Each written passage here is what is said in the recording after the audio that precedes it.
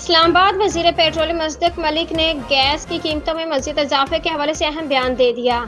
Media سے گفتگو میں مصدق ملک نے کہا کہ گیس کی قیمتوں میں مزید اضافے کا حکومت نے کوئی فیصلہ نہیں کیا، جبکہ بجلی کی کھپت بڑھانے کے حوالے سے ایک جامع پیکیج لا رہے ہیں۔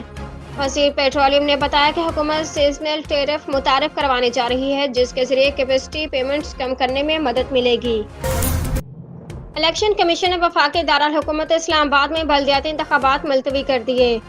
تفصیلات کے مطابق الیکشن کمیشن نے اسلام آباد میں بلدیاتی الیکشن کا شیڈول معطل کرنے کا نوٹیفکیشن جاری کر دیا ہے۔ اسلام آباد میں بلدیاتی انتخابات 9 اکتوبر کو ہونا تھے۔ نوٹیفکیشن میں کہا گیا کہ پارلیمنٹ میں نئی قانون سازی کے باعث بلدیاتی الیکشن ملتوی کیے جاتے ہیں۔ اسلام آباد بلدیاتی قانون میں تبدیلی کے بعد انتخابات روکے گئے ہیں۔ سعودی عرب نے ہوٹلوں، ہوٹل اپارٹمنٹس اور رہائشی ریزورٹس کے کمرشل لائسنس کے لیے میونسپل فیس معطل کر دی۔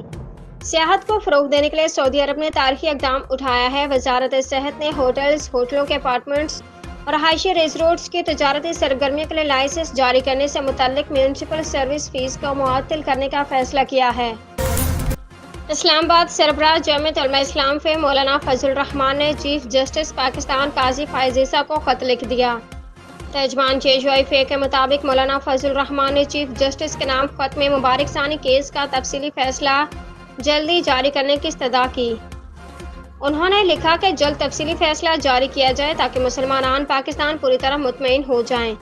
مولانا فضل الرحمان نے اپنے خط میں مالیاتی نظام میں سود کے خلاف اپیلیں جلد نپٹانے کی استدعا بھی کی۔